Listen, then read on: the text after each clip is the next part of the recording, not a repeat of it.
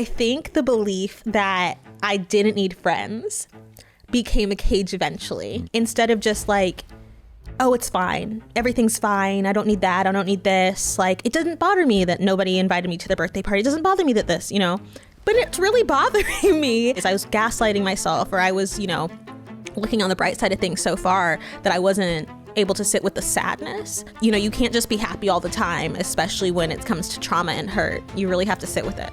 And if you don't, it can turn into destructive behavior. And I think that's what happened for me. And so what that would end up looking like is... Blair Imani, welcome to the show. I'm so excited to finally have you here, and really excited to just dive into all of this. Thank you so much, Patrick Custer. I'm so happy to be here. It's going to be so great. I'm just going to start off. Question number one. What are some of the earliest messages you were taught about who you were supposed to be from family, faith, school, or society? It's so interesting because I grew up in the late 90s, early 2000s, girl power era. We had Spice Girls, we had Barbie. I remember just on loop in my head, be who you wanna be, B-A-R-B-I, that was Barbie girl, just stuck in my head. And I think that was a really great time. But at the same time, it was a time when, there was the perfect body size and it was way too thin, and people were getting shamed for being a size 6 on tabloid magazines and stuff like that. So I think that was a huge part of it. But then I have my parents who both, I think, identify as oddballs or didn't really fit in, and they were so happy when they found each other because they could just go be their fun, fantastic selves all over the world. And when I was growing up, there was this constant message of you might not fit in, but that's okay because it's going to benefit you in the long run. Whether it's if you're a nerd now, you're going to be successful later, or my mom being so obsessed with People magazine and True Hollywood Stories. And whenever she would find that some celebrity was bullied growing up, she'd be like, Blair, come in here, learn about how Eminem was bullied, or whoever. Yeah. And I feel like I didn't really identify as somebody who was bullied at that time, but I was definitely left out often. And my parents were constantly reminding me that it's okay to be different. Let's get involved with hobbies. Let's get involved with activities. Let's learn how to be our own best friends by ourselves. And so I feel like the message that I got externally, which were a lot, sometimes from faith spaces. I grew up Baptist. Sometimes were from the faith spaces where it was you should fit in, you should try to conform, you should try to have as many friends as possible. And I feel like TV and media weren't necessarily embracing the weirdos. No. But I mean, that was kind of the thing about the early 2000s, be who you want to be, but do it this way. Yeah. And my parents... Urkel. Exactly. We all made fun of Urkel. 100%. Today, that show would have never flied the way that it was, But if you think about the genius of it, and I feel like this is what my parents would try to tell me about, is Jaleel White was so creative for coming up with that character. He became super successful. They rewrote the entire show to be around him. So yes, he was getting made fun of for being the weirdo and the oddball, but he was the weirdo and the oddball that was successful. And I think that was kind of the energy I was constantly getting. So that leads me to ask, how did those themes show up in your mental and emotional health? What you're talking about, so yeah, mom and dad instilled in you this resilience, but what I hear you saying is there were still these messages that resonated inside your mind at the time. What did you do with that, and how did it manifest for you? So I was definitely one of those slightly concerning emo kids, and I'll really paint a picture. It was so funny though, because I worshipped at the altar of Lady Gaga, and I really think that Lady Gaga does not get her flowers enough for how much she helped weird kids and outcasts feel at home in their heart, Preach. Born This Way, even before that, we were little monsters, and that's sometimes how we felt in our own minds. And I think before that, I didn't always have the most healthy outlets for how I, expressed myself. I really struggled with self-harm for a while. I would kind of spiral. I can look at it as spiraling now, but when I was a kid, I was just well, I'm already sad and angsty and feeling like I don't belong in the world. I'll just turn on Linkin Park and reinforce those ideas, which I know can be cathartic for some people, but for me, it took me to a dark place. And so the first time I was actually institutionalized for mental health was when I was in middle school. And that had to do with me really feeling depressed and not safe in my own mind and being able to have those resources. But I also have parents who work in social work and work in mental health. My dad's worked in mental health his entire adult life and continues to. And having him really, like, I remember my dad drove me to the facility and we did like the intake and everything, which was really tough. But it was what I needed in that moment. And I talk about it so matter-of-factly now, but it's part of my story and it's part of how I felt like I could stick around.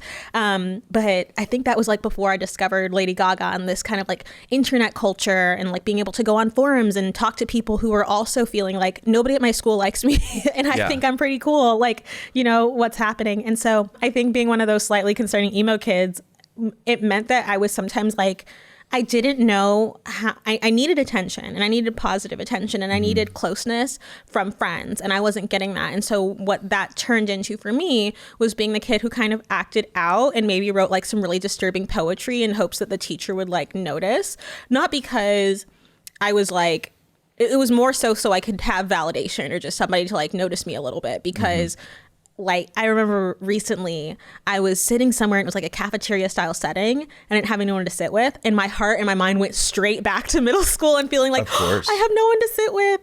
And so like, those are some wounds that I definitely still have to work on healing. But it also, I was in so many art classes and God bless the art teachers. And there's so much support we need for the arts for young people because, you know, for me, it was going to ceramics class. It was going to painting class and learning how to do watercolors and oil paints and sculpting and bookmaking and I did everything, bead making, glass blowing, book binding. I did anything I could do with my hands and with people who, you know, maybe this is their creative outlet. I also did like stagecraft where I learned how to make sets.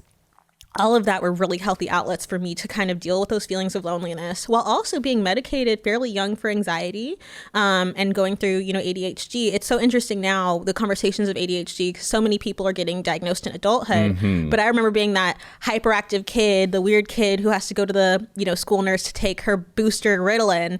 And now I have friends who are like asking me about, well, how do I navigate my ADHD in adulthood? And so it feels like I went through a lot of things that people are going through now. And I'm grateful for, I think, every aspect of it because it's made my life richer and it's helped me show up for people who might feel like they're alone. Yeah.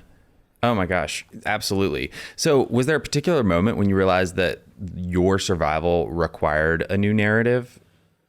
Absolutely. I think that the narratives that I was constantly being told was like, you know, you crash out, like you don't have friends, like you're kind of doomed to a life of loneliness. And there were so many people who had, I think, tried to help me rewrite that story, but a lot of things didn't resonate. Like, I remember before I went to college, my mom enrolled me in this like how to make friends class. And honestly, it was a little humiliating because it was like, oh my gosh, is it that far gone? And I'm not friends with any of the people who are involved in that class because I don't think that for us, it was that we didn't know how to make friends because I think that's the narrative, right? Like if you don't have a lot of friends, then you must not be very good at being a friend or you must not be very interesting or you must actually be so weird that no one wants to hang out with you. And that makes no sense because there are so many people in the world and thank goodness for the internet. I mean, there's a lot of problems with the internet, but the beautiful thing is that sometimes the people who are outcasts can find each other. And so I had to reject a lot of it. Like, you know, I want to listen to heavy metal and I want to listen to rap music and I want to be emo and I also want to have twists and I also want to do this and I want to be that. And I went where I remember I had this debate teacher who he just said to me like one day, he was like, I can't figure you out. And I was like, okay, like that sounds like a personal problem. You know, thank goodness I had a sassy mom who told me it was okay to be sassy to adults. But that was because one day I had dressed up like in this like skull and crossbones like skeleton style shirt that like I could put my thumbs through. It's like from Hot Topic. I felt so cool and edgy. And then the next day I dressed like a rainbow. And I learned the word duplicitous that day because the teacher said that my you know, how I portray myself as really duplicitous.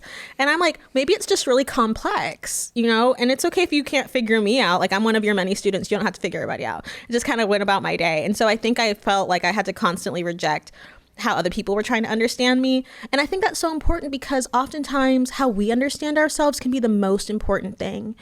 In a world where we're constantly being invalidated or told that we don't belong or sometimes policies are getting passed that prevent us from living our full truth and our full lives. You have to feel like at least at home in your own self. And if you don't feel at home in yourself, at least try to, respect yourself is what I try to encourage people to do. But it's a hard journey.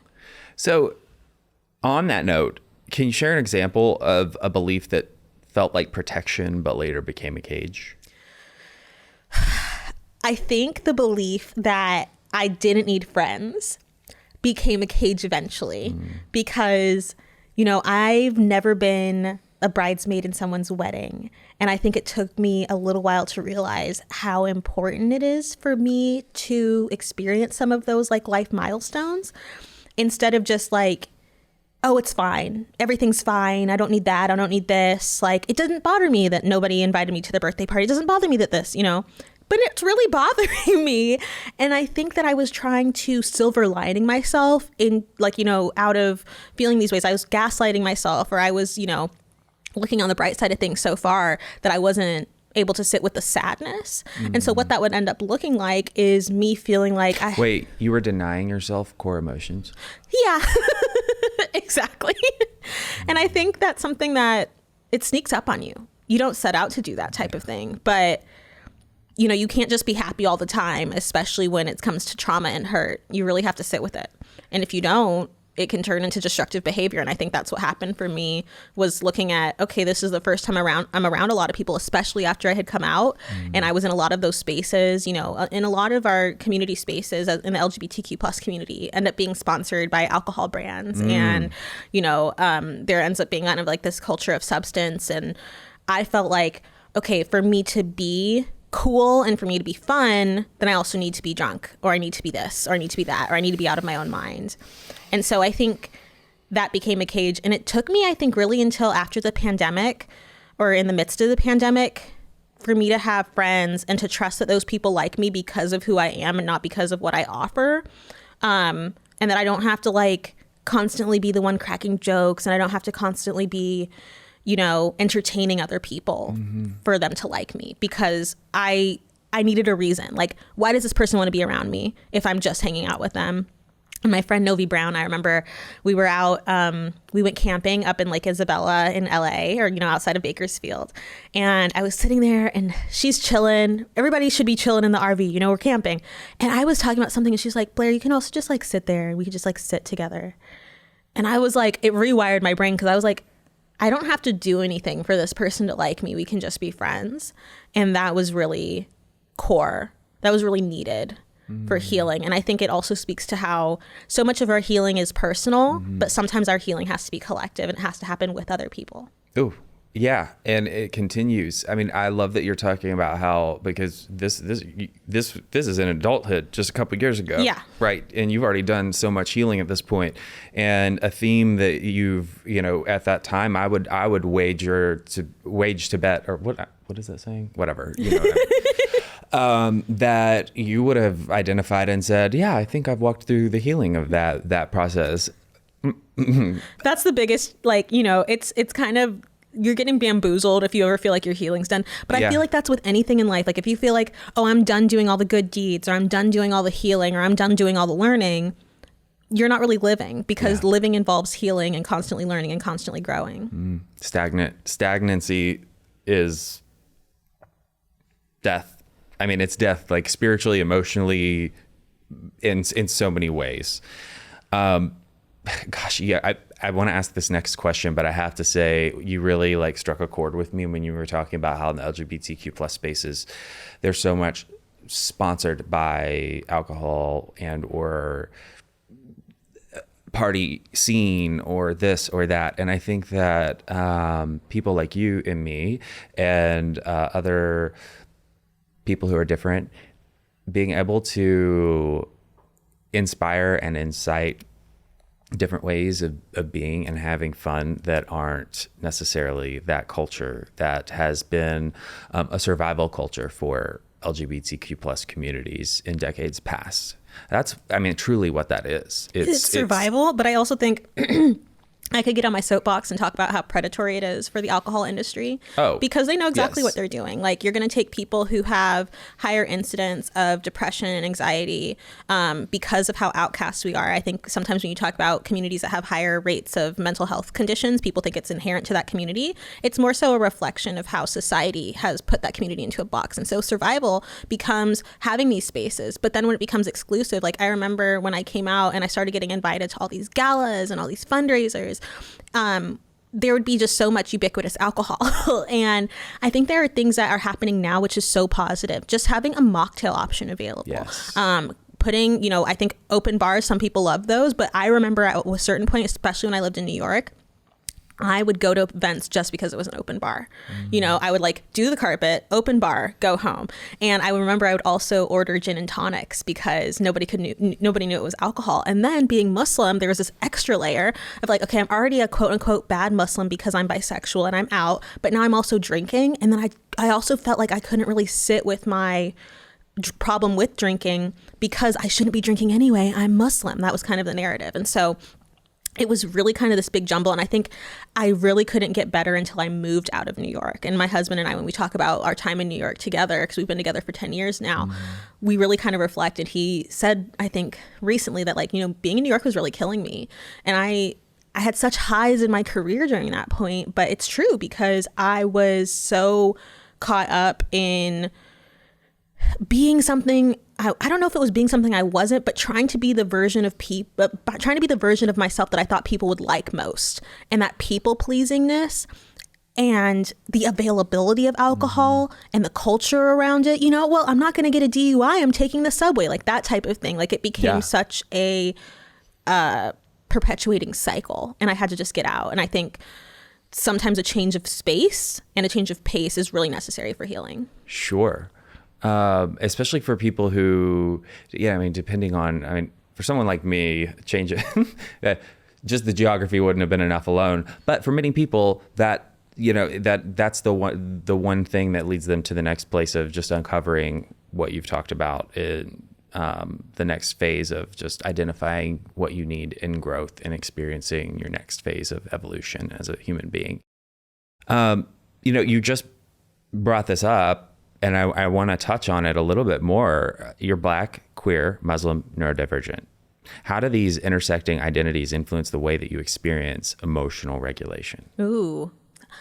I'm really glad. I don't think anyone's ever asked me that before. And I think it's a really enlightened question because there are certain aspects of who we are as people that influence our experiences. This is what Dr. Kimberly Crenshaw talks about when she talks about intersectionality theory. We have our identities and they connect to different systems in the world, whether that's being a woman and experiencing sexism or, being LGBT and experiencing hate.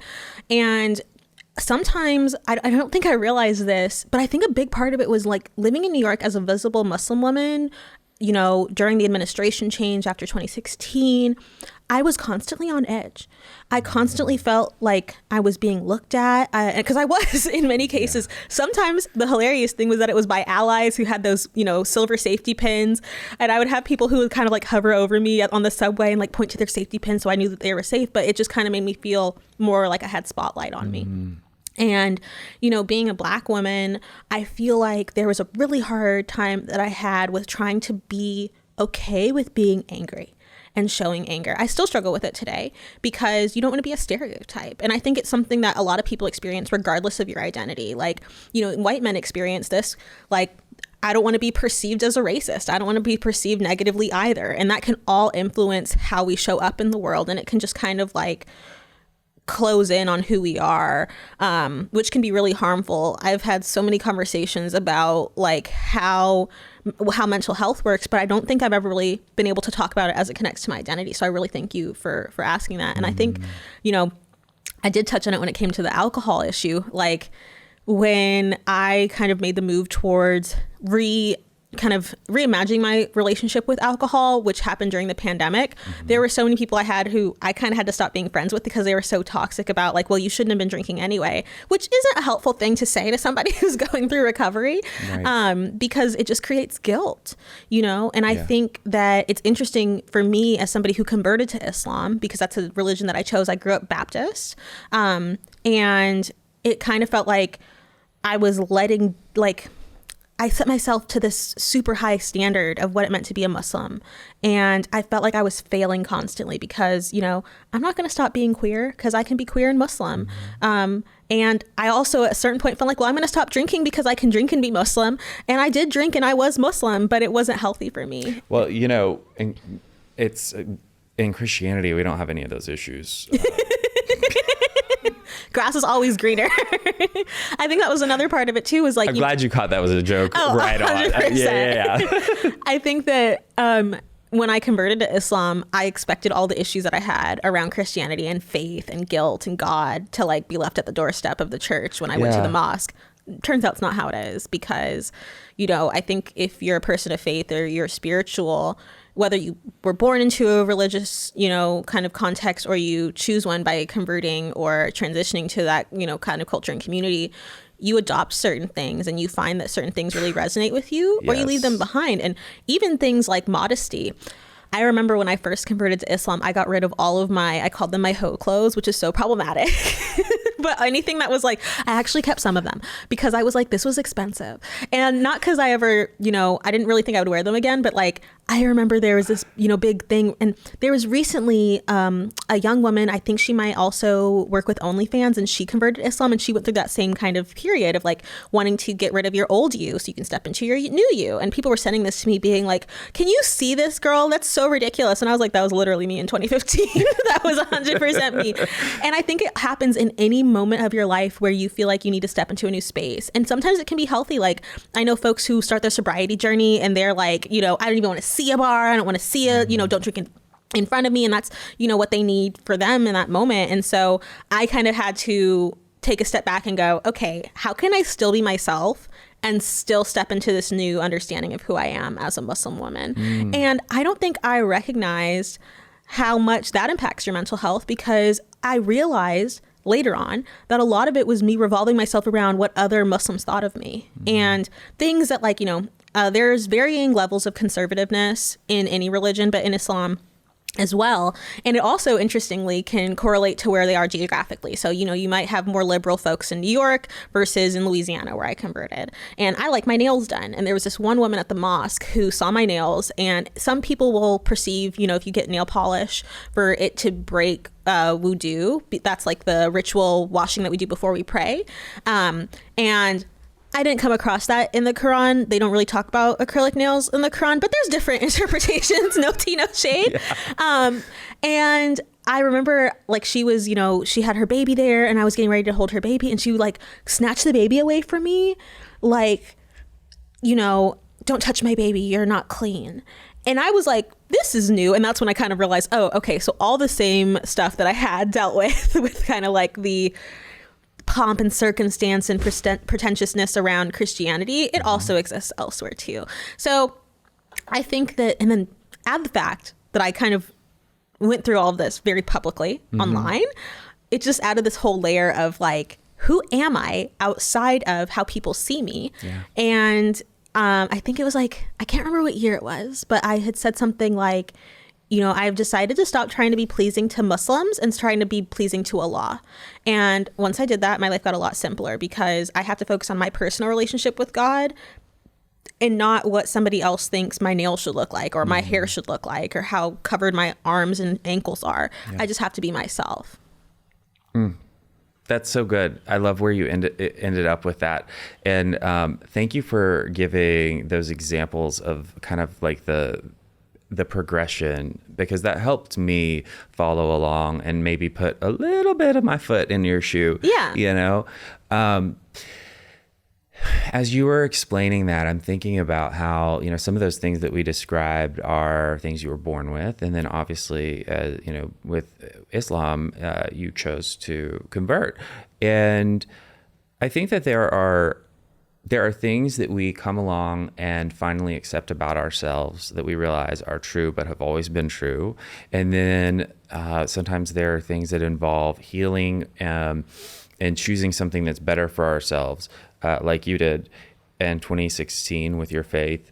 No matter what it is in these areas of mental health, sexual expression or identity, gender, spirituality, I know I have experienced a couple of different iterations of massive change of my own. One being after I started to have a public platform. So I've experienced it on both sides.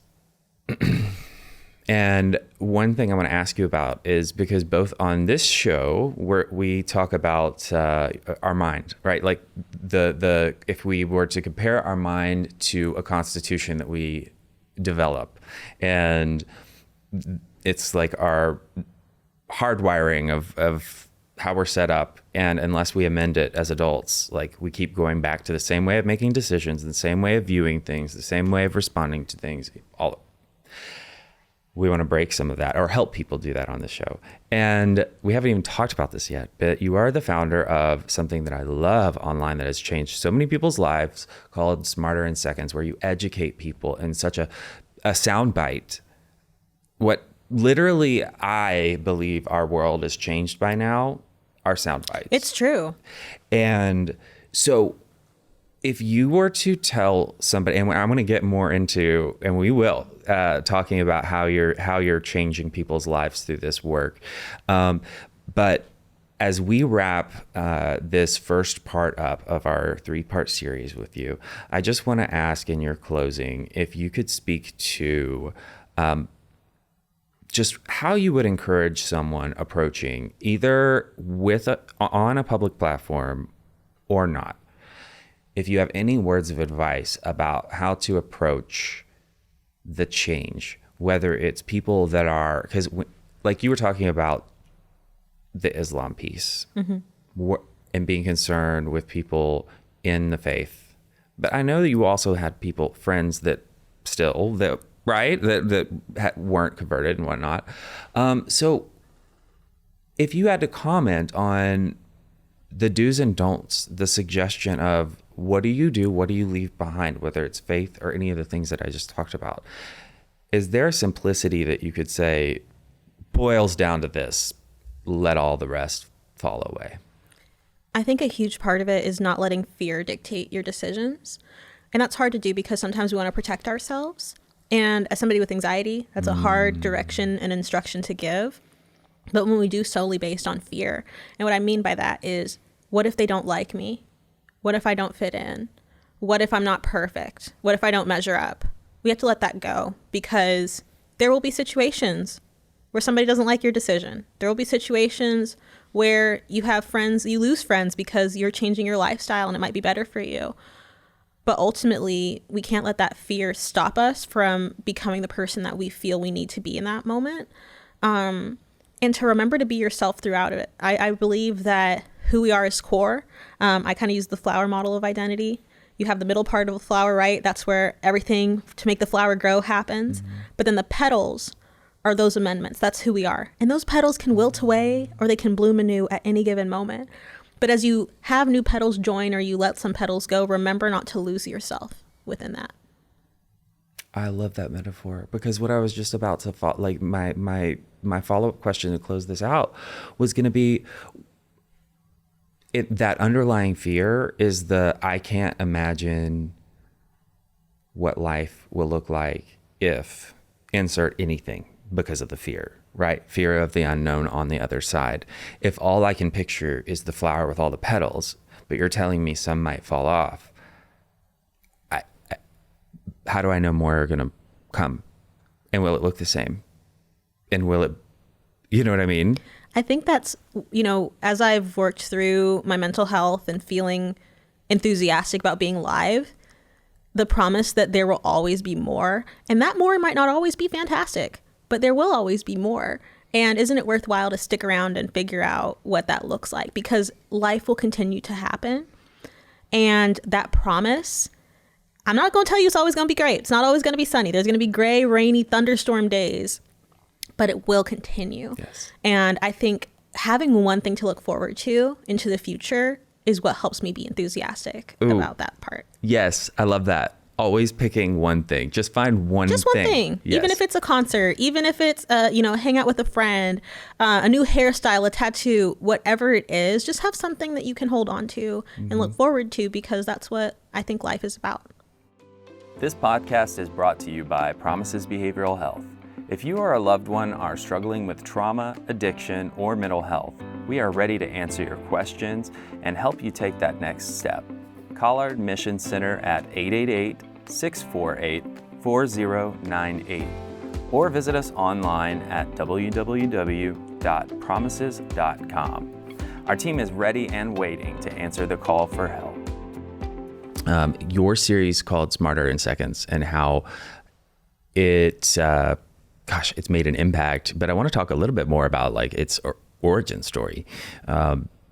Was it born from personal burnout, audience need, or both?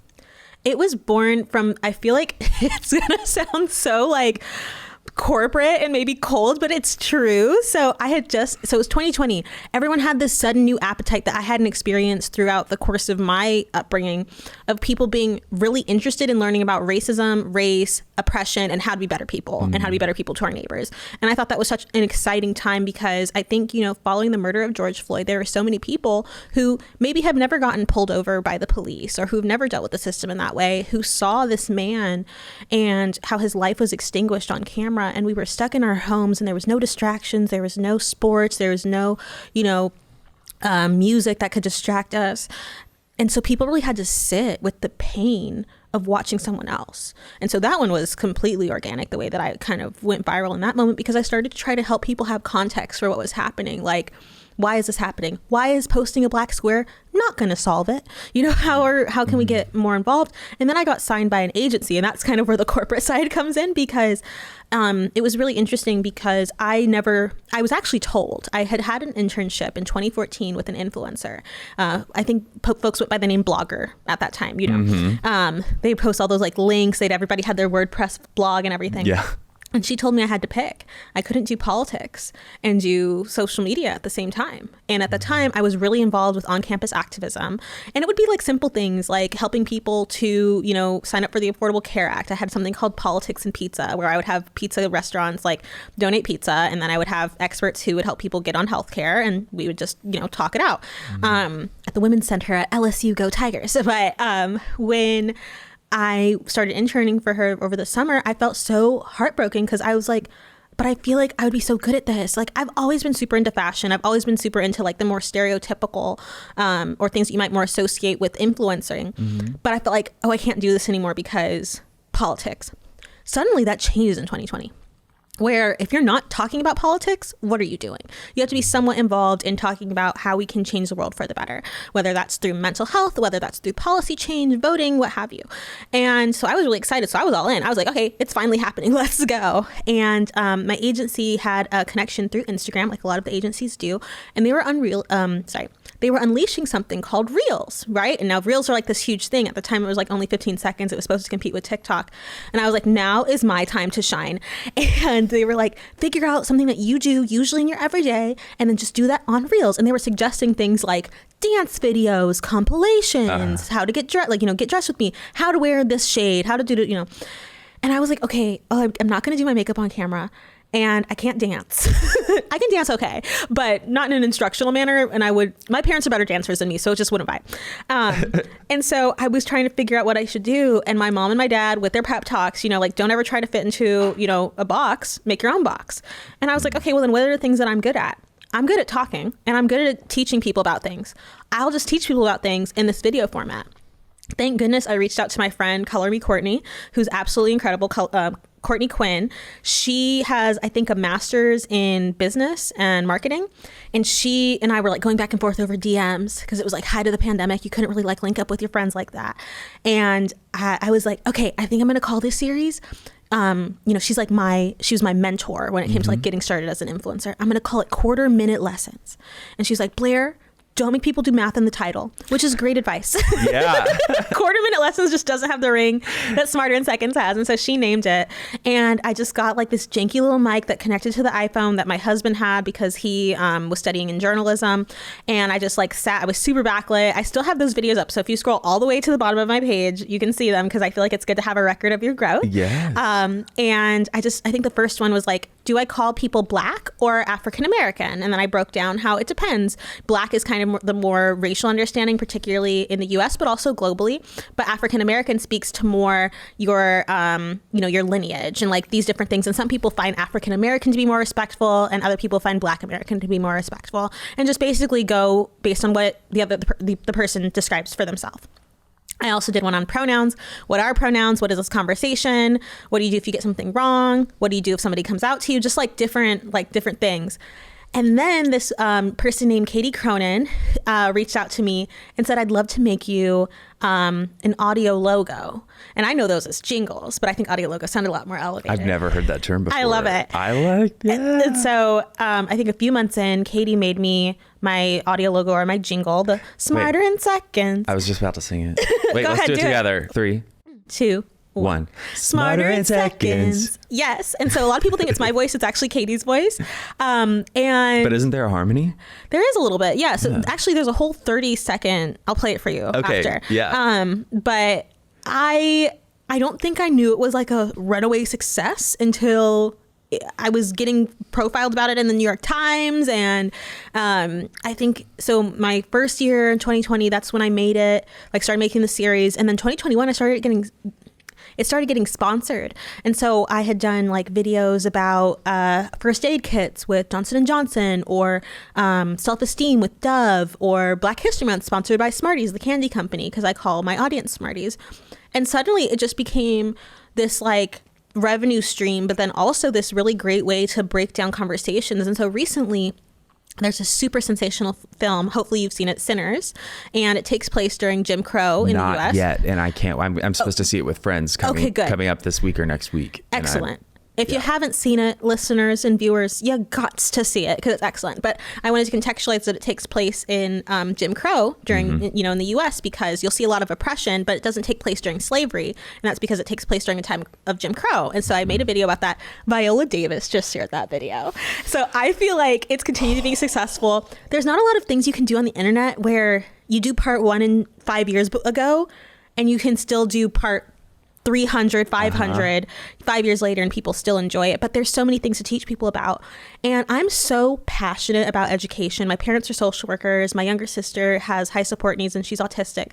And I saw throughout my life that education really can be the game changer, because there are people who might be hateful towards a group of people, not because they're evil, but because they have a lack of understanding or they've been told something wrong. Well, and let's break it down even further just for a second, because I'm going to give people a compare and contrast. I watch so many of your videos that I can, and I love absolutely every single. I mean, I've never seen one and been like, this would never apply to me needing to know about it, because and but it's not just about helping people not learn to not hate.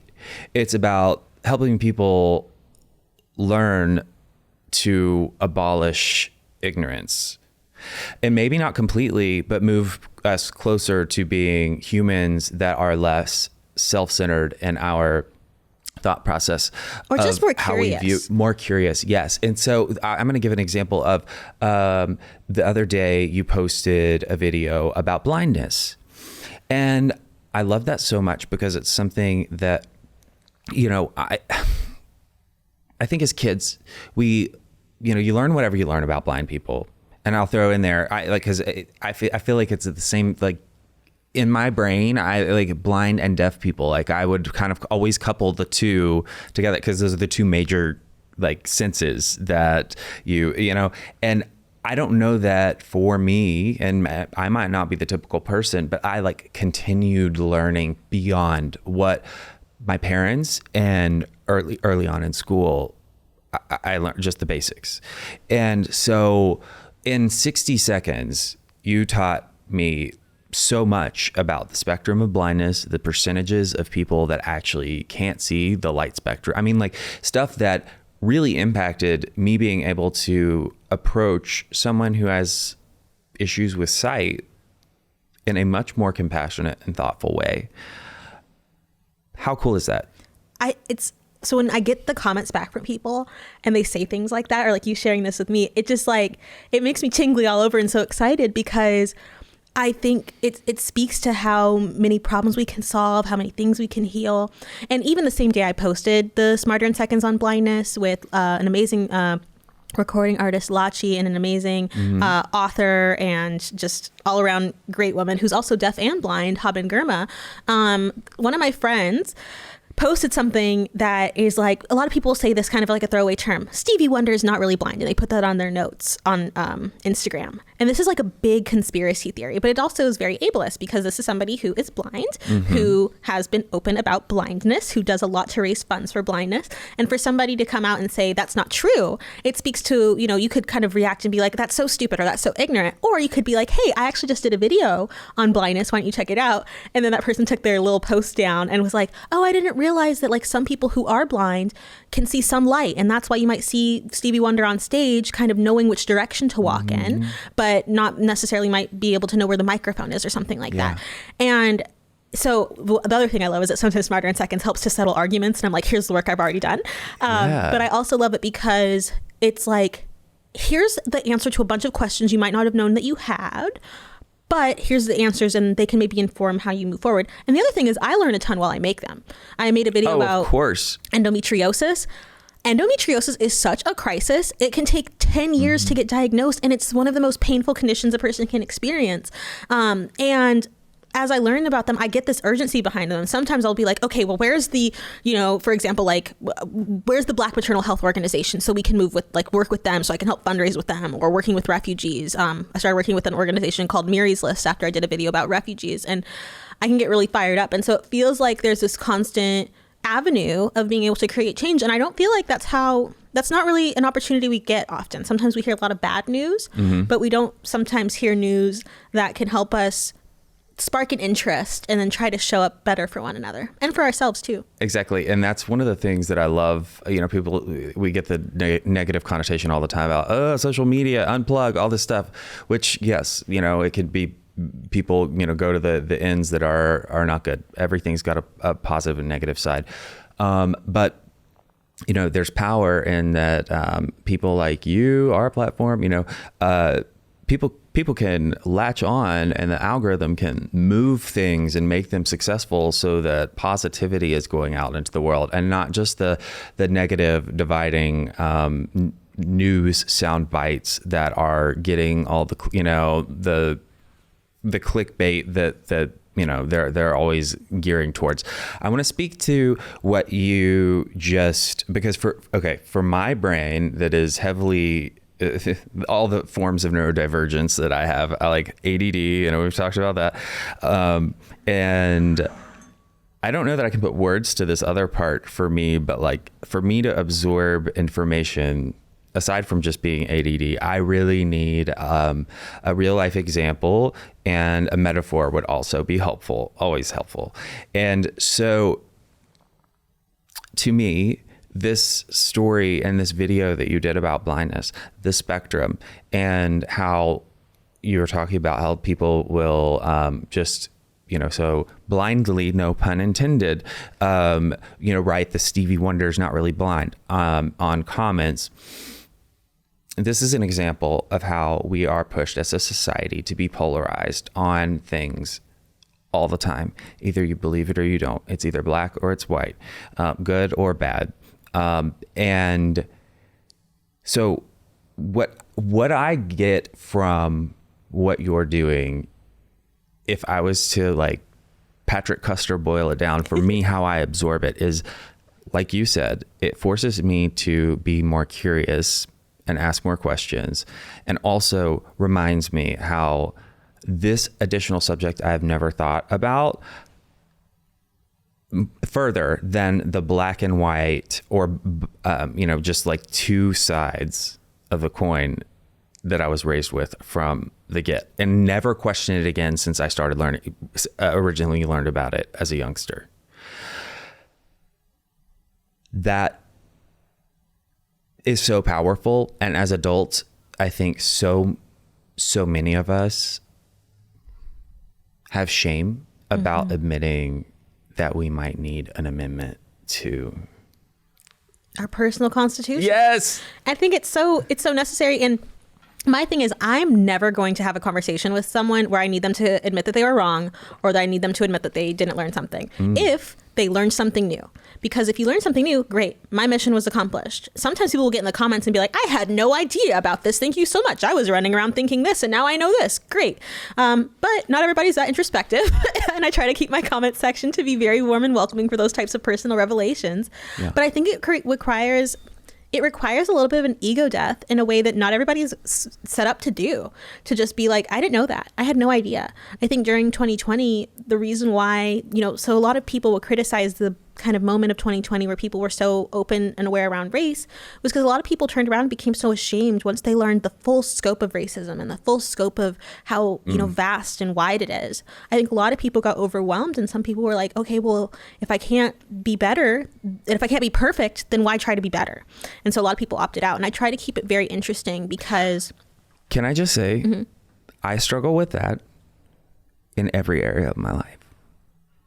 So just to hear you say that and then continue and be like, wait, but that's not... It's not how it has to be, because, so when I was growing up Christian, we always talked about in my church being Christ-like, right? Because the perspective within Christianity is like, none of us are Christ, but we all want to be Christ-like. In Islam, we have a similar perspective. You want to be like Prophet Muhammad. You want to be, pleasing to Allah, but you're not Allah and you're not Prophet Muhammad. And I think that always resonated with me because it's like, you have this aspiration, like right now, would everybody across the political spectrum say that America is the land of the free? Probably not. But America is aspiration. Like there's all these things that we have in our lives that are aspirations and values that we want to reach and achieve. And so my goal is like, how can I equip people to live like that? And so in Christianity, it was like, how do I live Christ-like? And so I grew up with that kind of mentality. And so that kind of took like the perfection out of it, because I'm never going to be perfect. Like I'm not God. Like I have to constantly try to do better and grow and improve. And I think that growth and improvement is what I kind of wear as my badge of doing a good job, because it's like, okay, I am growing. Like, so I did a video, I think around Halloween last year, where I talked about a time where I messed up. I did a video on how to Halloween respectively, how to Halloween respectfully. And I'll just say that. I did a video near Halloween called How to Halloween Respectfully. And it was about like how to avoid cultural appropriation. And I was like, hey, you actually don't have to listen to me, but don't get surprised when you get canceled on November 1st, just kind of like funny. And then I was like, I should really talk about the time where I messed up. I had done a cosplay of Geordi LaForge from Star Trek, Live Long and Prosper, LeVar Burton's character. And I didn't just use the visor that, his character wears, but I also put gray eye contacts in my eyes because his character is blind. That was not appropriate, and I don't think that I did it with this malicious of being like, I'm going to pretend to be blind for a day. I was like, this is the most accurate thing. As, somebody who works in the, kind of inclusion space now, I can realize that wasn't appropriate, But because I had done that and had never spoken about it, and I think when you do something and you get away with doing something wrong on social media, you just hope nobody ever brings it up. And if you never talk about that subject, then hopefully it'll never get brought up. I also used to work in crisis communications, so that's kind of the vibe. That's like good PR. Like, just don't bring it up. But because of that, I had shied away from doing any kind of collaborations with blind folks because I was like, I messed up. And so when I made this video where I was just like, so I've actually not Halloween respectfully one time, and let me tell you the story. That video did better than the video where I told people how to Halloween respectfully, because people were like, wow. People call me the Smarter in Seconds lady. Sometimes they don't know my name, which is fine. The Smarter in Seconds lady. I know your name and I still call you that. I love it so much. I was actually, when I landed at the Nashville airport, I was like walking and this lady was like, Smarter in Seconds lady. And I was like, hi, let's take a selfie without my makeup on where I look crusty from the plane. Because we're beautiful in every iteration. That's right. But yeah, people were like, the Smarter in Seconds lady also messes up. And I was like, oh, this is so smart, because, I was having a conversation with my older sister, and I think she was trying to like push my buttons like older sisters are wont to do. And she said, well, you should talk about how you're not always perfect. And I was like, am I maybe projecting this image that I'm perfect because I don't talk about my mistakes? And so that's really what gave me the inspiration to talk about that. And when I did, and I talked about how I made that mistake, it made me feel more open, like I could share with this community more because I had accounted for it. And it became less of this big deal. And it was for somebody like me who preaches all about how mistakes are part of growth. I was so quick to be like, I made this mistake, but nobody should know about it. And lo and behold, as soon as I talked about the mistake, the feedback was almost even better than the original lesson. And I think that mistakes can be, and having a public platform can be a big part of it too, but I think it's something that parents or anybody who works with younger people, they've seen. Like when I tell my younger, my nieces and nephews a life lesson, I'll always just talk about a time that I've messed up. Mm-hmm. Like, well, let me tell you about, how I didn't do my homework and how I got this failing grade and I had to take the class all over again. Instead of me just telling you to study, I'm going to tell you a time where I didn't listen to that advice and I messed up, and it just sticks better. But, okay, so I'm going to challenge this for just a second, and maybe not challenge, but touch on where you took my brain just for a second. Because I was raised the way that I hear a lot of, I guess the people around me, their parents also, right? Telling us what not to do, and maybe not verbally saying I never did this, but definitely omitting that they never did it. And so I think that that's very typical of the generations of parents our ish age and older. I don't know about the parents that are, of Gen Z kids right now, or what have you, but I mean, it makes so much sense that we have all these people who are like, when I talk about perfectionism on my platform, I mean, I constantly get feedback all the time where people are like, yeah, I get it. Like it immobilizes me like crazy. And, I think that I also struggle myself with knowing, well, what example do you like? What's the safe example of giving someone because there's all kinds of stuff that could be career ending. And then do you know what I mean? Yeah, I totally understand. I think context is important. And also, so age appropriateness is important. So when I'm talking to my 5-year-old niece, I might talk, or she's 6 now. When I talk to her about something, I'm going to talk about it differently than I talk to my 18-year-old niece. And, I'm also going to talk about it differently than maybe I talk about it on social media. The great thing with having your own public platform is that you get to have the most charitable interpretation of your experience. But I think it also has to come from a real place. And so when you do something that's wrong or making a mistake, is owning up to that. And it's hard to do. There's been circumstances where I think a great example is I was talking about colorism, which is the discrimination within communities and groups based on skin tone. So people who have lighter skin get treated better than folks who have darker skin. And that happens across various communities, but it tends to happen in communities of color. And I had said something that was like, lighter skinned people don't have better things to say. You're just less threatened by us.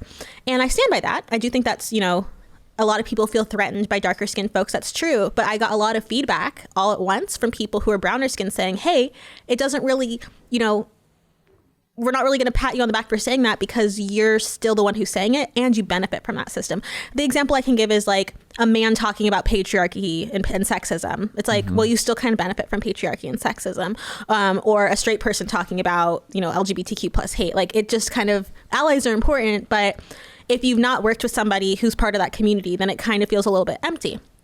It took me 3 days to get over my own personal feelings about that call out before I could move forward. And I had to have people in my life, my one of my mentors, to be like, Blair, get yourself together so that way I could show up better. And I think that's really real and important to talk about. Now I work with my friend, Dr. Sarah L. Webb, whose platform is called Colorism Healing. And she does so much important work about healing the trauma that can be created by colorism and often is created by colorism.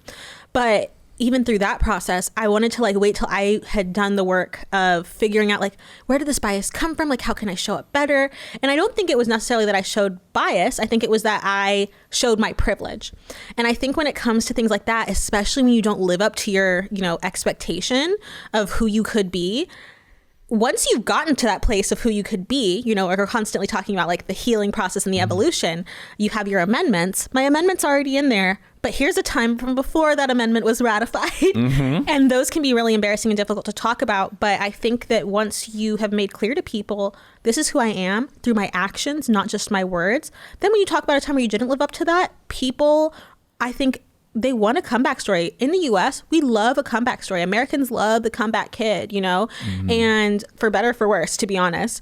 But I think we want to believe in people. We want to believe in stories. And that's not just a US thing. It's a global thing. And when you can tell somebody a time of when, like, I think when people see Smarter in Seconds, they see somebody who is knowledgeable, who is compassionate, who is trusting or trustworthy. And then when I talk about a time where I made a mistake, it's within that context. And so I think setting that context up is really important. And not every story is for everybody, because not everybody will trust you immediately. Not everybody will have a charitable interpretation. And that's part of life. And I think protecting yourself from that is okay. Can you describe what you mean to me when you use that term, charitable interpretation? Yeah. Charitable interpretation. Ooh, okay. So it's basically, you know, somebody makes a mistake. Like, so, you know, if we were at the family dinner table, right, and I'm like meeting your family, and one of your family members said something that was like a little bit like out of bounds, you have a relationship with that person to know that person's not being hateful. That's, you know, that's charitable interpretation. If I don't know that person, I'm like, oh, big problem, big deal, problematic. I might not be like, this person's worth teaching. I might be like, well, I'm never going to see them again anyway. Let me continue moving on. I think it can also be the difference between when somebody gets called in or called out. Calling in is more so like, hey, Patrick, that, like, you know, when I was talking to my friend who made that inappropriate post, like, hey, let me send you this reel that helps explain it, versus me making a story post or like a main grid post being like, this person said this thing that was wrong. And we live such in a culture right now of calling out because we don't have a lot of relationships with one another. We're really polarized, and it does well in the algorithm to call people out. But it's not necessarily where all the growth happens. There's an amazing woman, her name's Loretta Ross, and she wrote a book called Calling In, and it talks about how transformative we have to be and how we heal and work together, because it might feel good to call people out, and sometimes it might be necessary, but it's much more transformative and effective to call people in. And when I was called in, I had gotten called out and called in, but what made more of a difference for me in that circumstance around the post I made about colorism was somebody who I knew telling me, like, you're better than this, like, you know, step up. And then I was kind of able to be like less in my vulnerable state and be more in my kind of open to receive mindset. I know that there's a lot of, oh gosh, living in the South, and I'm just going to say it, I clearly sit in a hell of a lot of privilege as a white 6'3" cis male, like, at least where I live, I do. But probably no matter where I go, I'm carrying a lot more privilege than the general majority of, you know, I'm aware of that to some extent. I think there's a lot of ways that I'm not aware of the level of, do you know what I mean? Well, because that's I part haven't of privilege. experienced. I think people, sometimes when it comes to talking about privilege, people don't recognize that our systems are set up to hide privilege. Our system's set up for men to not realize how much danger women feel like we're in on a constant basis, or for white people to not recognize all the racism that Black people and people of color are going through. Our system's set up like that on purpose. You can see that in what news stories get covered in what places and what demographics are privy to what conversations. Like the number of people who celebrate Cinco de Mayo but maybe are not paying attention to the deportations that are happening is a great example. Now, there's two things with that, right? There's a lot of guilt that can happen from people who are privileged when they once make that realization. And that's why I think it's so important to build up a person's sense of self in general, because if we have a strong sense of self, when we're confronted with things about how we're not living up to our best selves, we feel less vulnerable, we feel less attacked. But it also is about empowering people. When I think about how we can help people to see privilege and to understand privilege, I think of it more instead of like, let me chip away at you, because sometimes a lot of people's sense of self comes from that sense of privilege, which can be harmful. Going back to the colorism example, Dr. Sarah L. Webb talks about how sometimes lighter skinned people will feel better about themselves because they're lighter than the next person. But that's not really a sense of self to stand on. And so when people start being like, well, actually, that perspective is harmful, oh, so how I understand myself is harmful, I'm harmful? And that's where all the guilt comes out. And so the whole point of privilege is to hide what other people are going through so that you're just caught up in yourself, which is why 2020, I think, was such a watershed moment for people, because we had no choice but to pay attention to what our neighbors were going through. Yeah, it's true. I'm just going to give an example for myself that I'm going to give two. that I could identify just in this moment when I was single and dating. Something that I did, just even being the height that I am, did not realize how much, because it's never mattered to me, the height of the other person that I'm dating. Like I've never thought twice about it. It's never mattered to me.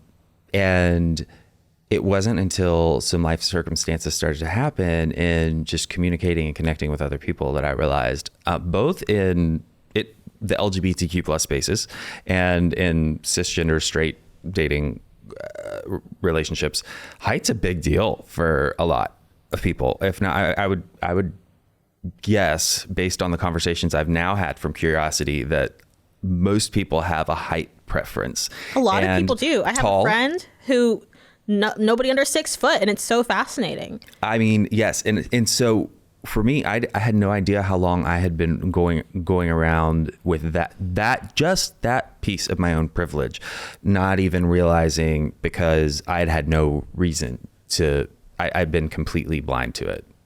The other piece I would say is I love living down. I live downtown Nashville, and I moved downtown probably 15 months ago. And it's the first time I've lived in an urban setting, and our city has progressed in a lot of ways in just growing and different things. People have asked me numerous times that haven't been back to Nashville or moved away or live further out and just don't come to downtown Nashville. Do you feel safe, going and doing, do you walk around or whatever? And my response has just regularly been like, yeah, I mean, I honestly would go running at night. I feel like even the unhoused community that I see there, I'm friendly with. And I mean, not that I would have a reason not to be, but I've never had any experience that made me feel unsafe. And it wasn't until, talking to Aaron, because we're we share proximity to each other, and some other people, women that live downtown, finding out that their experience is not quite the same. Yeah. And I'm like, wait, what? I mean, you don't know what you don't know.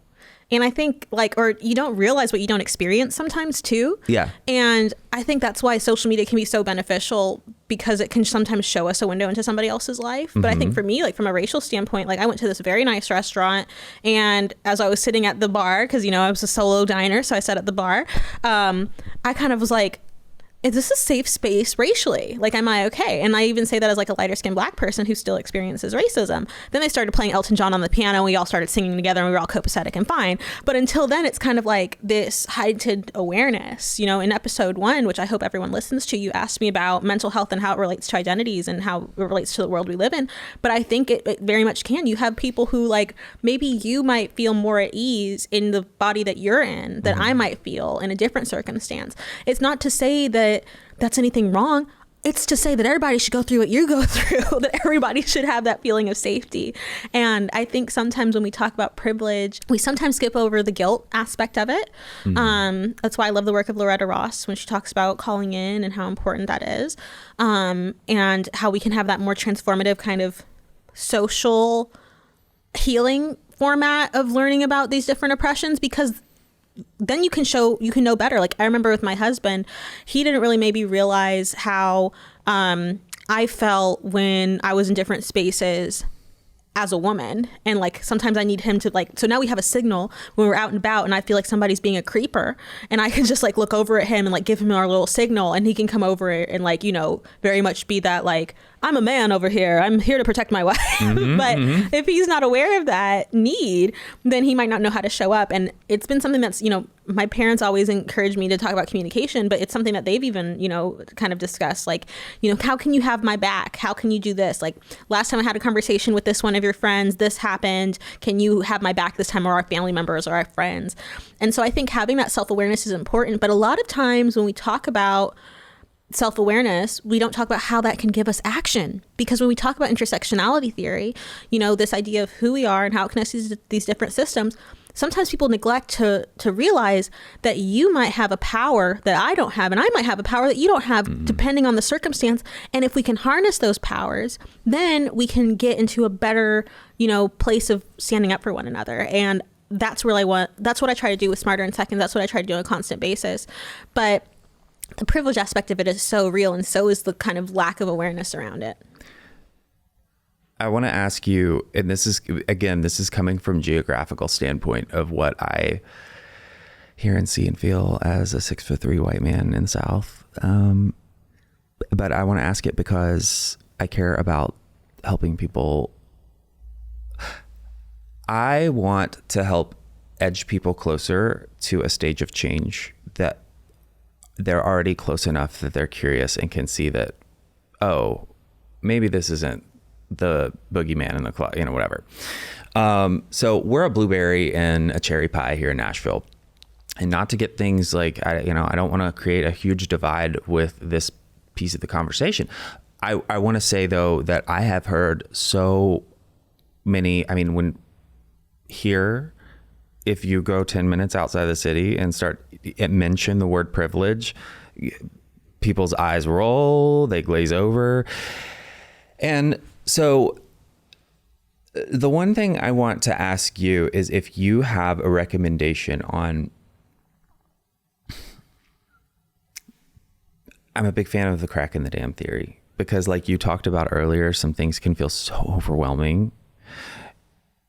If someone's willing to just start learning about privilege and so many of the things that you talk about and help educate, like where's, because it is, and it can be very overwhelming if you've never, and you're surrounded by people that also roll their eyes when the word privilege gets mentioned, and then the snowflake is dropped, and then this, and then that, it snowballs. Yes. I totally get it. And I think it's real, right? Because most people, I wasn't using this terminology before I went to college and started taking humanities classes. Mm-hmm. Like, I didn't know the term intersectionality theory until Dr. Kimberly Crenshaw came and spoke about it, which is why whenever I mention it, I always define it, because I don't want people to feel left out of the conversation. And I think a lot of times people are quick to roll their eyes at something that they don't know about. Look at me in football. You start talking to me about football. Look, I'm bored. Literally, Next. And I think because it's like where our interests are, because Yes. I have a vested interest in talking about privilege and talking about racism and talking about sexism, because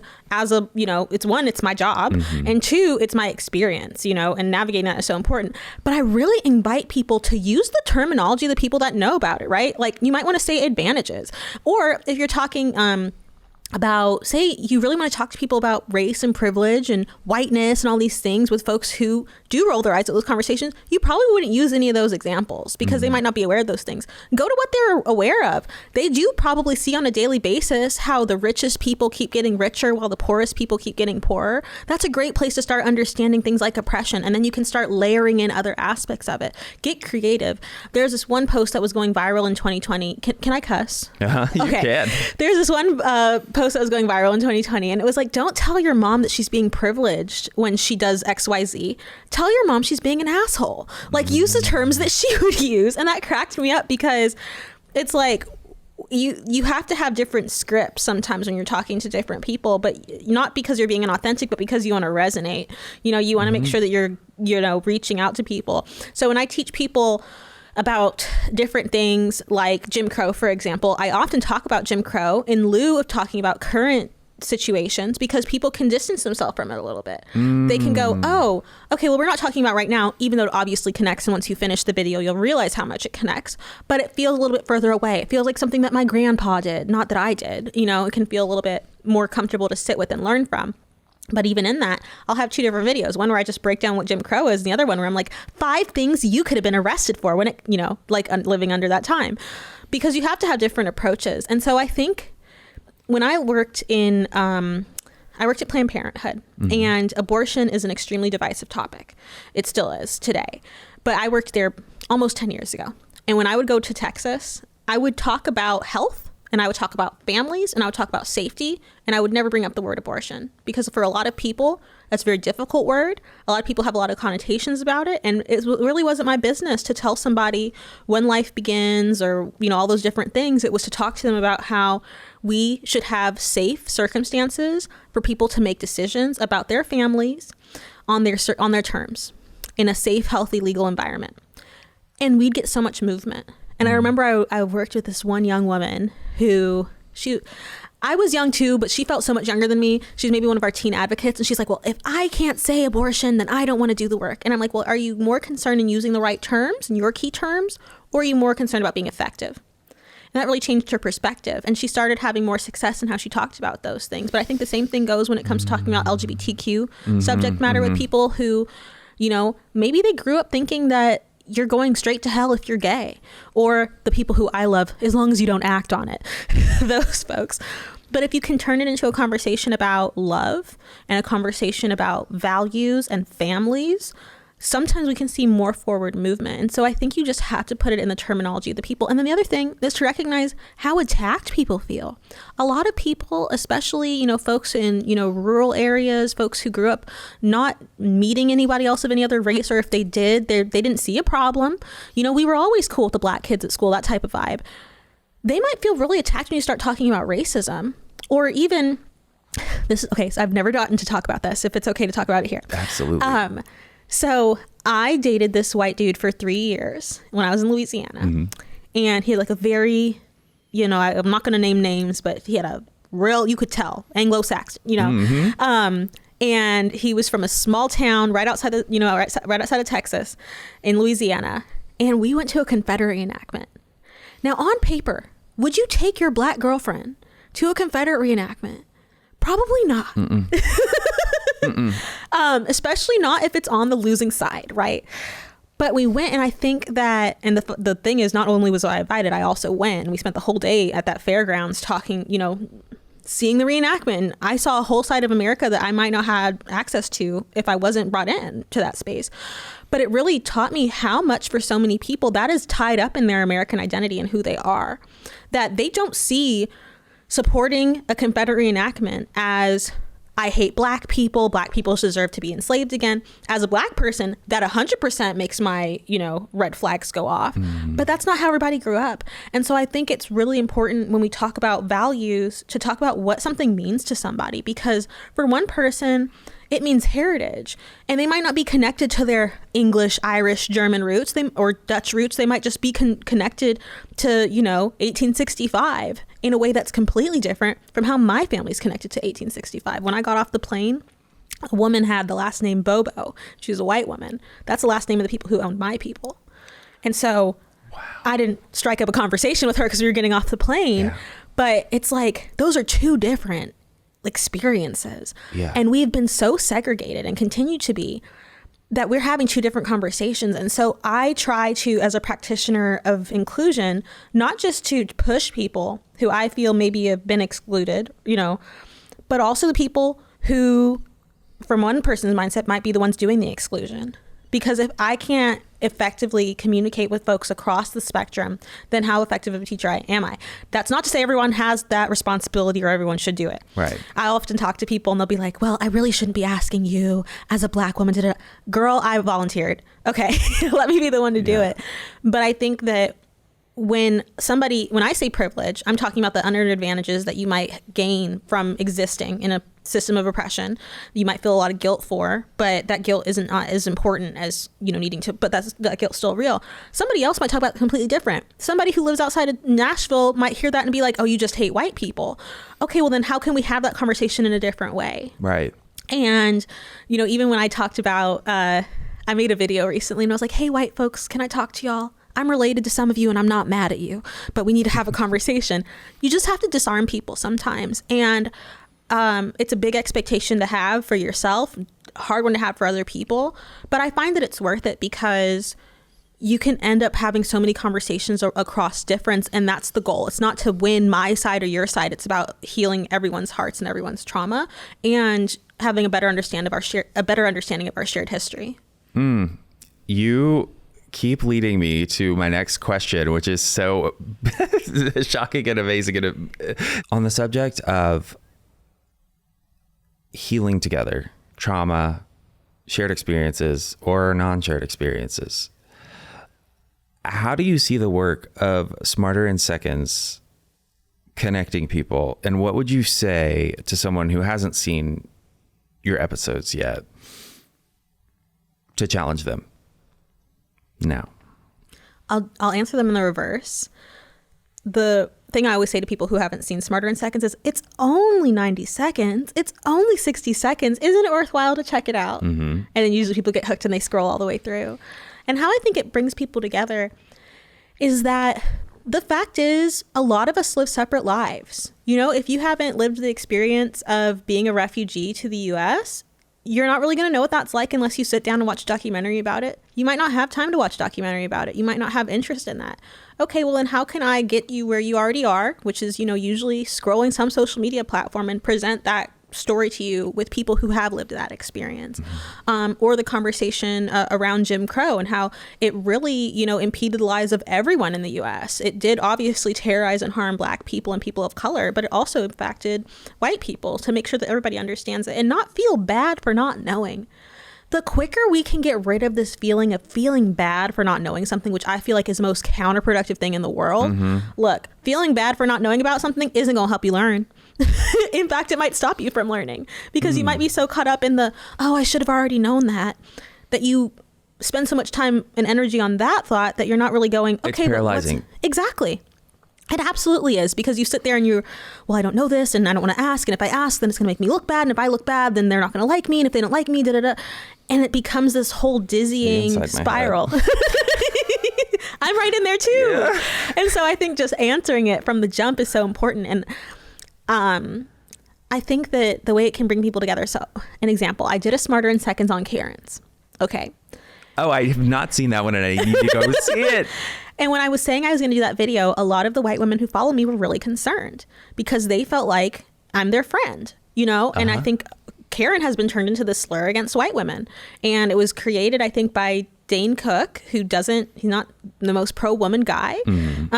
But it's been since, especially during 2020, was used to say by a lot of, you know, like, I think white male comedians, well, we don't really have this problem. It's our women who have the problem, which is like such a brother-sister finger-pointing game. It's really not effective for anyone. And I was kind of hurt that people thought that I would throw them under the bus, but I also totally got it, because they're like, well, don't just, like, I want to learn. Don't just write me off as a Karen, like, because that's something I completely understand. And so I talked about the problem with filming people's mental health breakdowns, because usually when we see like videos of Karen's gone wild or a Karen in a grocery store, you're seeing somebody who's incredibly emotionally dysregulated. You're seeing somebody who is being exploited, usually for social media likes. That person is sometimes saying extremely disrespectful stuff that is not condoned, but it doesn't heal anyone or help anyone use anyone's humanity to poke fun at them. Sometimes it can turn that person even more further into a dehumanized kind of like mindset, because they're being dehumanized themselves. So I had a very, I think, kind of enlightened, more broad approach to the conversation around Karens, and I thought it could build a lot of trust and empathy, because that's usually what's lacking in those conversations. Anytime we're writing people off as a stereotype, we're lacking empathy. And I think it can bring people closer together, because it, one, helps people to feel validated. Yeah, it is messed up when I get called a Karen when I'm just advocating for myself as a white woman, you know, for some of the people in the comment section, but then also the people who are like, okay, well, what's actually happening here? In this circumstance, it was a lot of people protecting themselves through their privilege, and that being used against other people. But that's not usually all the deep conversation that's happening when somebody throws out that name. Right. And so, when I made that video, I think it helped people to feel seen. And then also for folks across experience to go, okay, we're all being hurt in some aspect, maybe not in the same ways, maybe not to the same degree or severity. But if we can start there, we can get to a shared place of healing. Because I think sometimes when people don't feel seen, they have a hard time wanting to learn from you, because you don't even know who I am. So how are you coming in here trying to teach me something? And so if I can be like, I don't have your experience, but I can maybe communicate that your experience is valid, then maybe you'll be more open to learning with me. So I'm going to I'm going to close our part 2 out by reflecting on, I'm going to use an exercise you talked about in either the beginning of this one or the end of part 1, and I can't remember, but calling yourself out for something when you realize that you've been wrong. Because when you said Karen, you did a Karen video, I immediately, my brain went to the place of, oh, I bet that's going to be funny and we'll all laugh. And I don't know why I even thought that, because you never make videos making fun of people.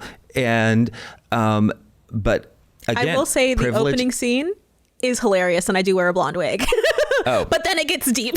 Okay, well, fair enough. And I mean, like, using comedy to get to the place of doing exactly what you just explained. And so that just took me on a journey where my brain is going, okay, wait, now I feel guilty. Now I feel this. Now I feel that. And then I arrived as I'm trying to listen to you at the same time. As we converged in my mind, I'm like, I need to be listening. And also I'm, contemplating all of these things about my own guilt, about this thing of like, how could I not be compassionate? All these points she's making are so, I consider myself to be this person who is thoughtful. And well, learning is so confronting. I don't think people recognize that when you learn something new, your sense of self is being challenged, especially if it's different from what you thought you might know about it already. But Blair, I thought I was already a compassionate, loving person who had a sense of love and support for his fellow creatures, beings, and was curious and open and all these things. And what you're saying is that there's more room to grow. I think that that's so, even for somebody who considers themselves to be a very open person, I'm like, damn, I've got an ego about that. But it's so real. I mean, look, when I first started getting into conversations around polyamory, for example, which is something I was like, is this the most important thing facing the LGBTQ plus community? That was a hugely privileged thing to say as somebody who doesn't have that experience, as somebody who's in like a socially validated monogamous relationship and is married. But I still had that angst of, another thing to learn. So I think for me as an educator, I get a lot of compassion when I see people's eyes glaze over in conversations around privilege. How do you make it compelling? And then that journey of learning, of talking that out with people who I love and trust and who love and trust me, to be able to be messy in our learning process, something that's not always posted online. I made a video for Valentine's Day where I talked about non-traditional relationships, and that one really resonated with people, and people felt very seen within the polyamorous community. And maybe I'll talk about that online too, like kind of how I had to have that process. But I think for me, it is embarrassing that I would still have those hangups, but it's something exciting to grow through. And I always tell people, I sometimes have to come out, I feel like every 3 to 6 months as a bisexual because of all the bi erasure. And I came out again because I had posted a video that went viral talking about Black women in business. People loved it. Then I talked about LGBTQ owned businesses, and people in the comments were like, hey, I signed up for Black stuff, not gay stuff. What the fuck, One person literally said that. And then I was like, but that comment sticks right in there. I was like, how exciting for you to grow and learn that I'm also bisexual, and you've been learning from a bisexual woman this entire time. And if you look at me differently now that you know I'm bisexual, how exciting for you to get to learn how to break through that bias. Because for me, it is difficult. It does suck to have to constantly learn. But it's also, I think of The Lion King. There's more to see than can ever be seen, and more to do than can ever be done. It's in the opening number, The Circle of Life. And I just, which is also sung by Elton John, who I'm a big fan of. I always just think of how that's true, but how, okay, once I get over this hump and discomfort, it doesn't take away everything else that I am. It adds to it. And it adds that amendment. Yeah. It doesn't abolish everything. It just starts over. That's right. This podcast is brought to you by Promises Behavioral Health. If you or a loved one are struggling with trauma, addiction, or mental health, we are ready to answer your questions and help you take that next step. Call our admission center at 888-648-4098 or visit us online at www.promises.com. Our team is ready and waiting to answer the call for help. So we're going to be talking about dissent, boundaries, and hope. Mental health as resistance and renewal. That's a lot. So we'll see if we can get all the way through it. But that's the direction we're going with this conversation. And so I just want to kick it off because we've got so much to cover, and I really want to get through it as much as we can in this section. So what is a boundary that changed your life and your mental health for the better? Ooh.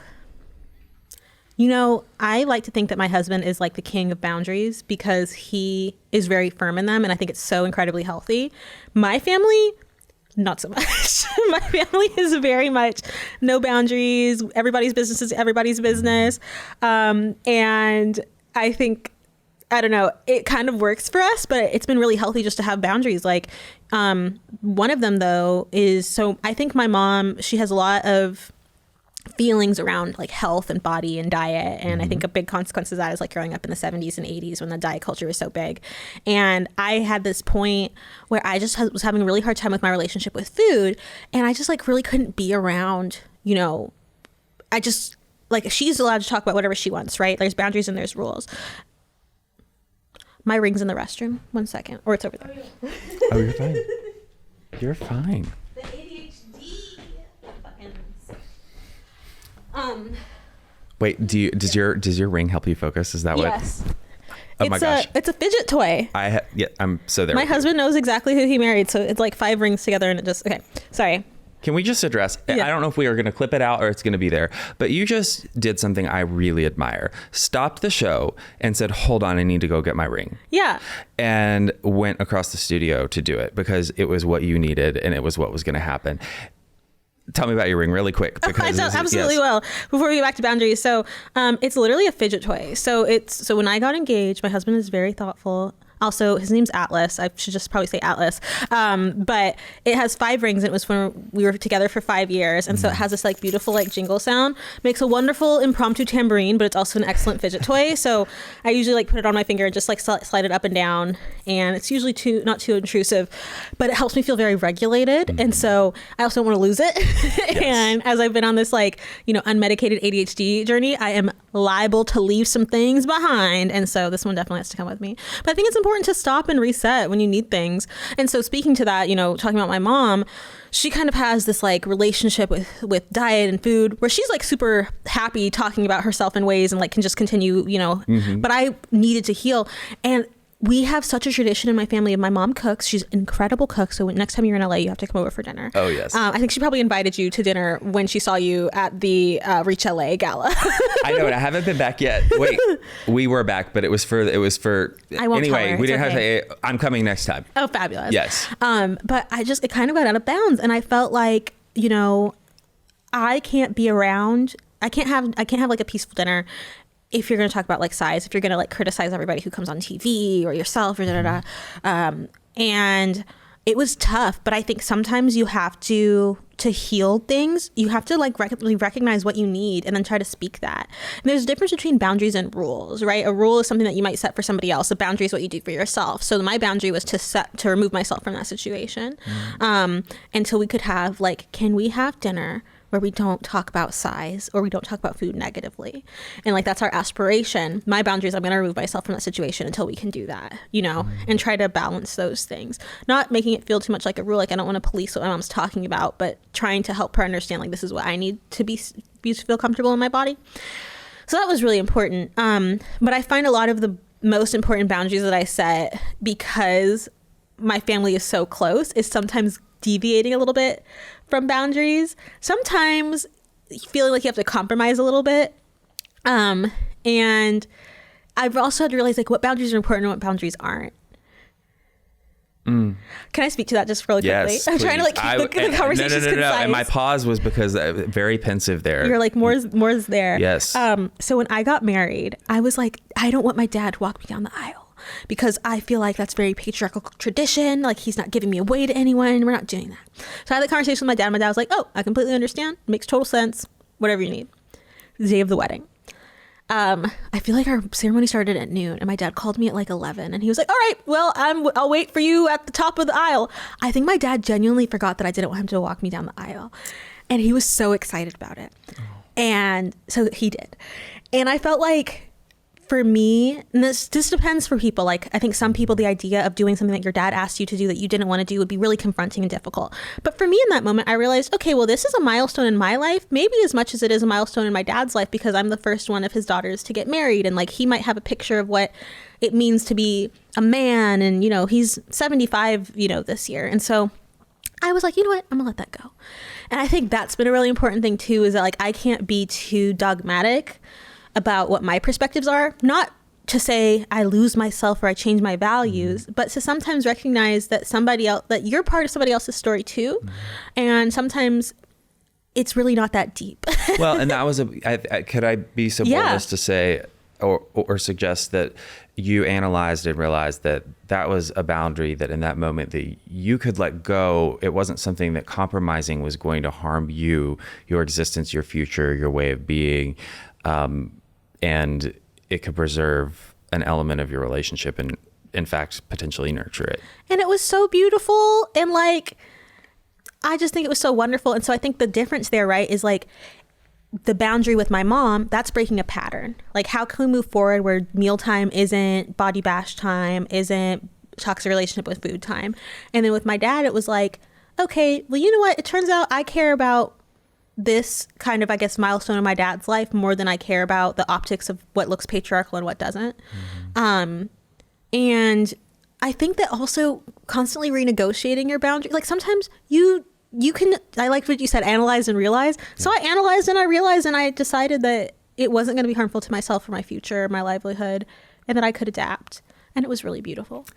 I love that. I think it's so key. Adaptability is really important. If we're going to invest all this time in creating, you know, I love that you separated, this is a rule, this is a boundary, because 98% of all of us, and me and both my hands are raised, I get it twisted on a daily basis. I mean, I do it too, because I think our society is a big impact of that. We have a lot of rules in our society, and boundaries, it's kind of what we need from interactions and how we can conduct ourselves in order to protect ourselves versus what society needs. I really want to do a Smarter in Seconds on that topic with Dr. Raquel, because she talks about boundaries in such an incredible way that it really helps like illuminate what you might be missing, what you might need. And she also keeps it so real, which is refreshing.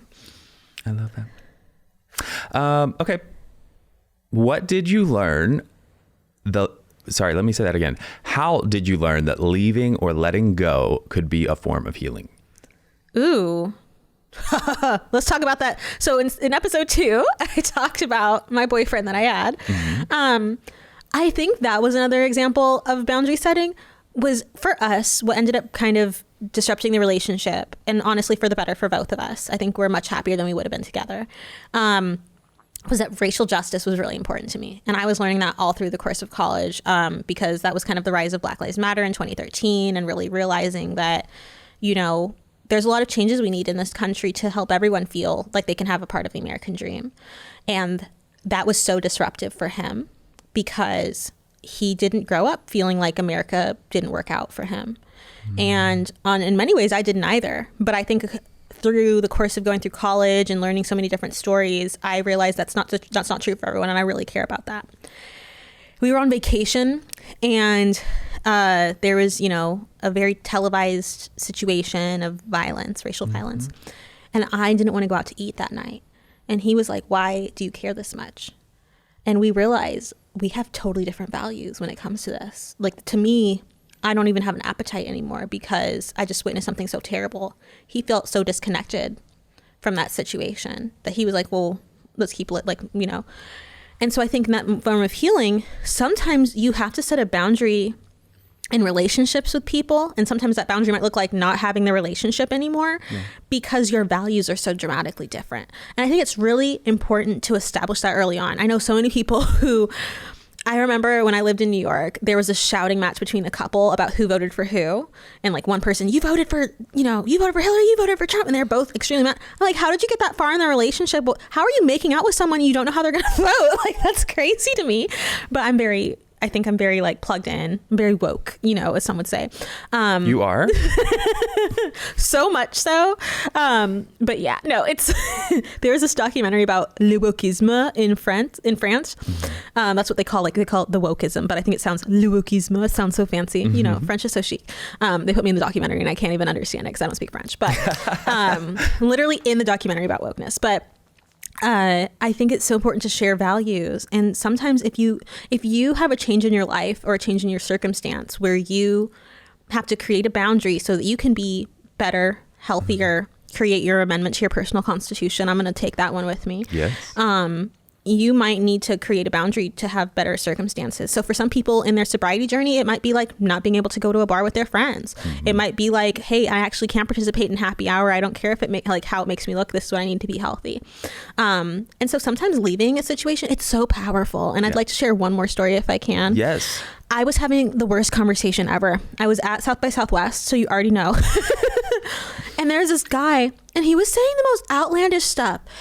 And I was just sitting there and I was not enjoying myself. This is not somebody I knew. It was like small talk, but the small talk was off the rails. And I was like, I just looked and I was like, so sorry, sir. I'm not really enjoying this conversation. I'd love to step away. And that way maybe we can both talk to people that were more suited to chat with. And then I walked away. And it was maybe the first time I'd ever done that. And I was like, this is great. More of that. But it like opened my third eye because I was like, oh my goodness, we can just leave a circumstance that we don't like, whether it's a long-term relationship or not. Like if you're having a short interaction with somebody and they're just, you can go. And I remember I called my husband and I was like, I just left the conversation. I wasn't enjoying it. And it was great. And he's like, I do that all the time. Welcome to the world. But it was just like so new to me. So boundaries can be little, but they can also be big. Yes. That's so true. I was just going to go down this rabbit trail. I'm going to say this really fast on this subject. Somebody was just talking to me about how I need to watch Love on the Spectrum because there's so many great examples of exactly what you just talked about, of empowerment of these people on the spectrum that experience life through a different lens, where a common thread that's observed is this ability to detach from, or not being attached in the beginning of to like social caring that that it might be awkward to you if I'm just like this isn't fitting for me, so I'm gonna get up. So my husband's actually autistic, and so I feel like that's a big part of that's like, why you difference. said for and okay. it's like, and I feel like that's a big factor in how we kind of conduct it, because that's kind of automatic for him. Like if he's not enjoying something, he's just gonna like, well, I'm going to communicate that I'm not enjoying this and then do something else, you know. Always courteous, always very kind, but I think it's also like very healing, especially when you look at like people pleaser personality. Oh, don't worry, I'm also called out when I made my Smarter in Seconds on people pleasing, which I think I'm going to redo for the summer. So many people were like, stop calling me out. But that can be healing too, because sometimes people pleasing doesn't serve you. Most of the time it doesn't serve you, and it doesn't serve the people that you're around because it's not your most authentic self. Very true. Speaking about authenticity and just moving towards that direction of what your new reality is. How do you define emotional safety today? Ooh, I think emotional safety is like, you know, when you're with and around people where you can be messy, but without being destructive. Because I think sometimes people think messy and they think somebody throwing something across the room. That is messy, but it's not what I'm talking about. Because emotional safety is like having the structures within your life and within your relationships and within yourself to be able to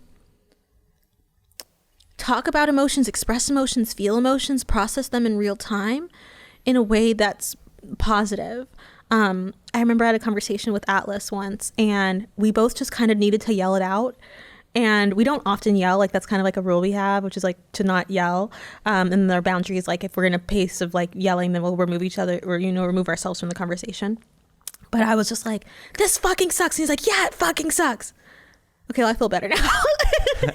And I think that's an example of emotional safety, because it's like, I'm not going to be looked down upon for that. I'm not going to be mischaracterized for that. I'm going to be seen in my full spectrum of emotional range and be able to express that.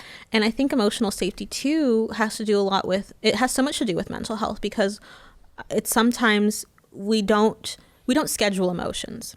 It'd be very nice Oh, if you I don't? could if I could schedule my anxiety for 7 a.m. through 8 p.m. when I'm still asleep, or sorry, 8 a.m. when I'm still asleep. Yeah. 7 a.m. through 8 a.m. 8 p.m. is usually more so how it goes. But I think emotional safety is to know, like, for example, for me, I haven't had a panic attack. I think I had a panic attack this year, but I had like one. That's huge for me because I think I was in such a state of emotional unsafety that I would bottle up my emotions. So instead of like kind of processing something in real time, it would all compound, and then I'd be on the floor of my bathroom absolutely sobbing, trying to like come out of a state. And the emotional safety of it is being able to like have that full spectrum, but then also if I do have a panic attack, not being down on myself about it, like being like removing the shame no matter what, whether it's absolutely. from yourself or the other person. It's everything. Yeah. Because like learning new things, if we add shame and guilt to it, it's paralyzing and it stops us from being able to get to the point. And in the context of emotional safety, it's just the ability to feel and to be human. Because humans, we are emotional skeletons. You know? So true. Well, and so you, as we're giggling and laughing about this right now, because it's so like we can find the humor in experiencing that full spectrum of emotions. You know, we have to be able to experience the sadness, the whole spectrum, to get to my favorite, which is joy. So I want to know, what is your joy practice, and why does joy matter for mental health in your perspective? So I have joy practices and I have gratitude practices, and they're so connected because I find a lot of joy from like being grateful and thankful. I think a bit of that comes maybe from a religious standpoint, from an Islamic standpoint. But my joy practice is like, okay, so I was in Nashville for, I think, I arrived yesterday. I leave today. My like suitcase is in the studio. I'm going to take my makeup off before I get on the plane. But I also went to a rock concert, while I had a few hours in town. And I think that's what the joy practice looks like, is like making time for fun. Did that have anything to do with getting anyone free? No. Did it teach anyone anything? Absolutely not. But was it fun? Yes. And I think I had such a hard time when I first went viral of like, okay, well, I don't know if it was when I first went viral on Instagram, but when I went viral on Twitter, like earlier in my 20s, I felt such a responsibility for everything I did to like mean something and to be important and make a statement. So I neglected a lot of myself because I was like, well, why would I care about fashion? Or why would I care about getting my hair done or putting on makeup or getting my nails done? Because it's fun and it brings joy. But at the time I was like, that's not helping anyone. If I'm getting a manicure, that's not saving the world. And that's believe it or not, you probably already know this, but it was kind of a egotistical way of looking at everything. Like, not every action we take moves the needle. Right. That's just part of life, baby. Like, you're not going to move the needle with every single action you take, but some of them should, but it's okay to take a nap. It's okay to have fun. It's okay to go to a rock concert, and to have experiences. And so I think that's what my joy practice looks like. And a big part of it has been spending time with my nieces and nephews because, my 6-year-old niece, she'll just come in and like after school and just ask us the most adorable existential questions. She'll be like, why do people steal? Why do people grow? Why do adults get so tired? And like questions like that. And we'll look them up and we'll discuss them. And I think that's really joyful too, because you get to see somebody changing and growing in real time. As adults, we're constantly changing and growing, but when you see it in kids, it's so much more visible because of how rapid and extreme they're. One week you'll talk to them, they don't know how to swim. The next week they know how to swim. It's incredible. But we have to remember that we have that resilience too, and that's really joyful as well. I wish my skin cells had that. That collagen, that elasticity. Okay, what does healing in public mean to you, and how do you manage the weight of that? So healing in public, I feel like when I hear that, I think of the people. So there was one time, I feel like, I don't know, 2016, it became like very like chic to like cry and then post like a black and white selfie on Instagram. I tried that. It did not resonate with me. So I feel like, one, realizing that healing in public doesn't look the same. It doesn't mean you post your crying selfies. It means you can if you want, but it doesn't, there's not like one way to do it. And I think for me, healing in public has meant, so I grew up going to therapy. Like that was a big part of my upbringing, partially because my parents work in mental health. And I think that that meant that I was going through a lot of trauma at school and a lot of exclusion at school, and then going to therapy and dealing with it there.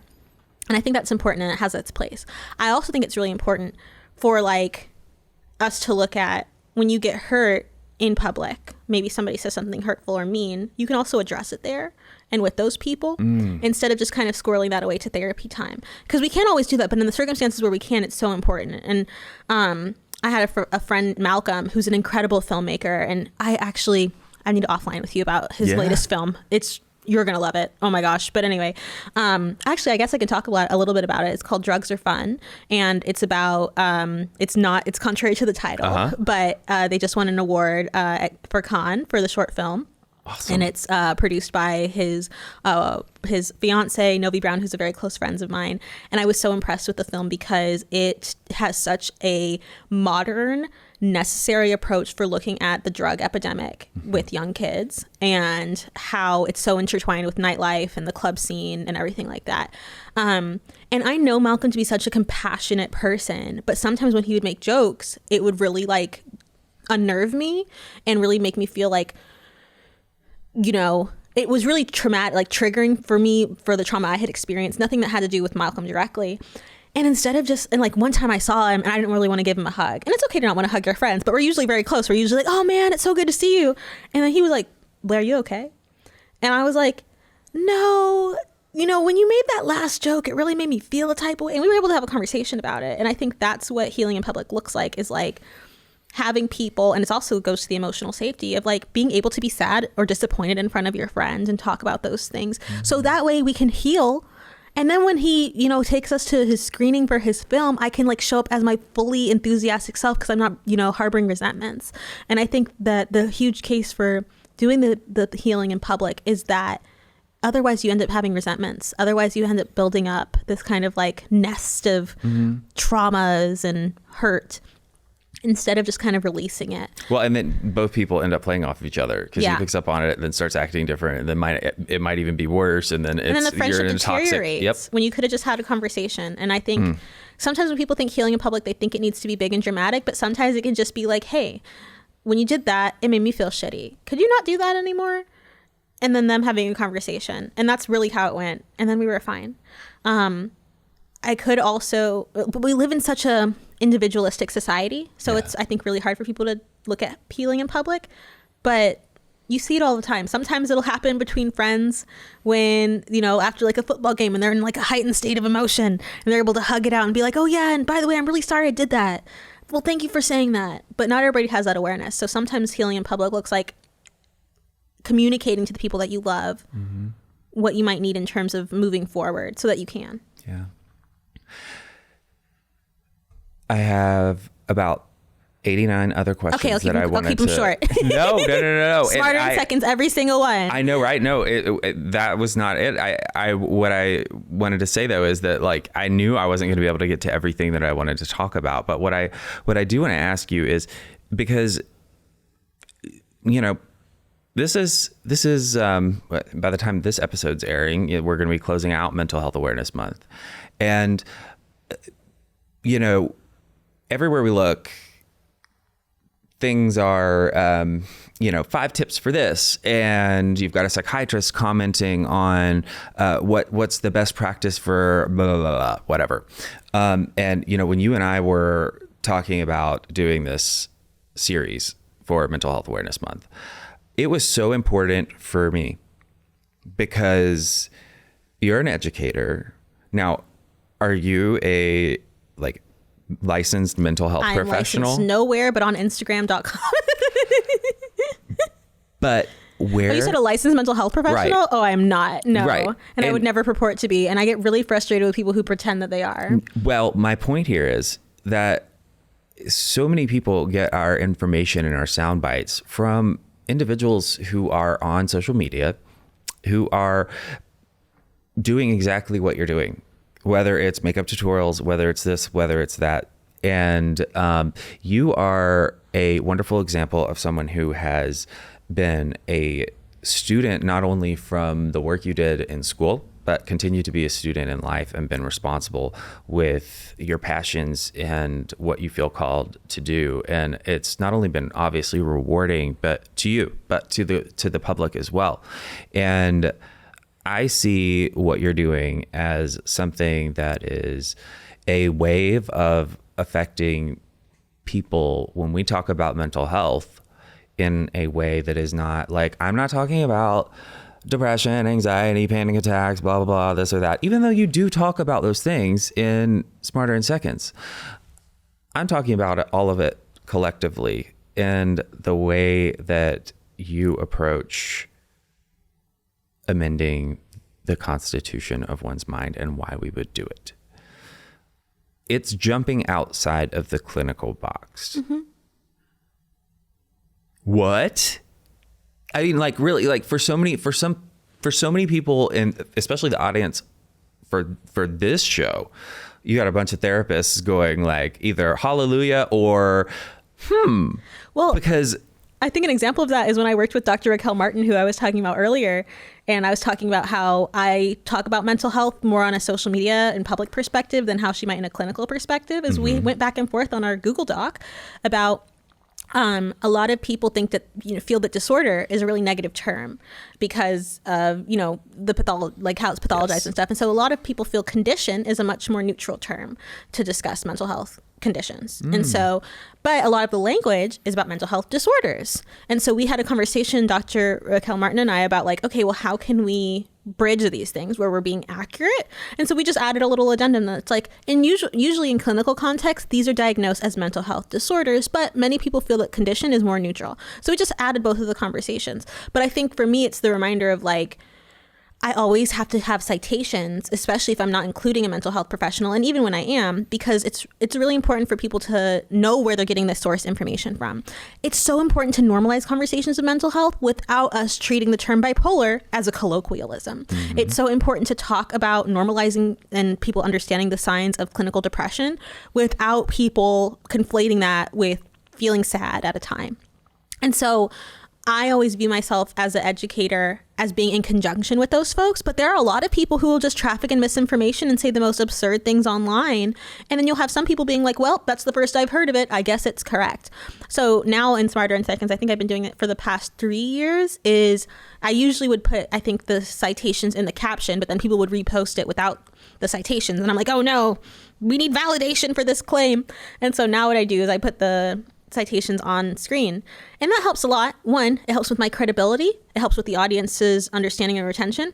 But one thing I realized when I started making videos is that not everyone's going to like my stuff, but at least my stuff will be accurate. And I can just demonstrate my accuracy by citing everything. So I'm a big proponent of that. Clearly. And I just love, rolling on with our theme of amending the mind and being adaptability. You have continued to share with us about how you've pursued that. You've embraced tenacity, all of these things that I love to talk about on both my podcasts, but especially this one. And it's just, this interview has been such a great example of all of these pillars that we're speaking about. And if there's anything that I could do is encourage people to go follow Blair. All her stuff is going to be linked below on every single one of these episodes. And you will not be sorry. And you're going to go down a rabbit hole and you're going to walk away being like, you're going to have conversations for years, like material for conversations for years, because of how much you're going to learn so easily and so quickly. And I appreciate that so much. And can I tell you, that was a big part of how I thought I would make friends growing up, was if I just read every little encyclopedia fact book and I knew about every little thing, I could have a conversation with anyone and then everyone would love me. Yeah. Didn't really work in middle school, worked great in adulthood. And here we are.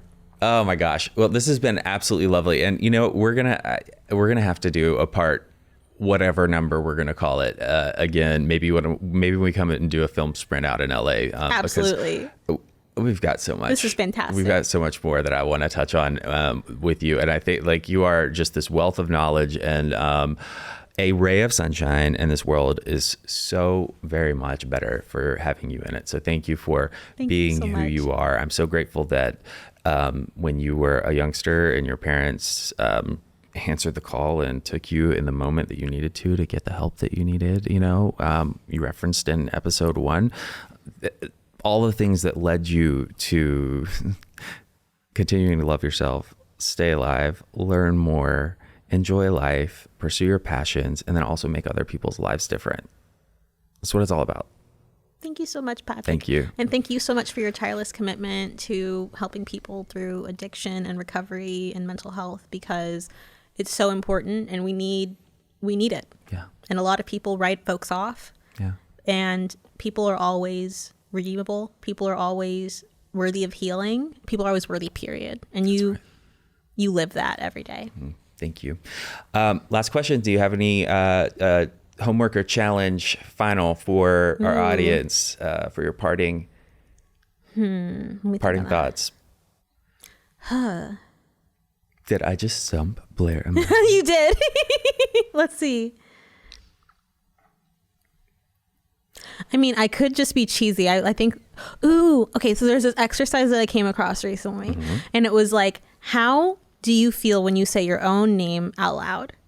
And so I think that's something really interesting to journal about. Sometimes people say their name out loud and they feel like, oh, it doesn't really belong to them. Sometimes they say it out loud and they feel like their parents scolding them. Sometimes they say it out loud and they're like, oh, I like a nickname better. I don't really relate to that. And I think it's a really fundamental place to start when it comes to self-understanding, because all this other work, negotiating how we show up in the world, how we can, be more mentally prepared, how we can be more emotionally safe.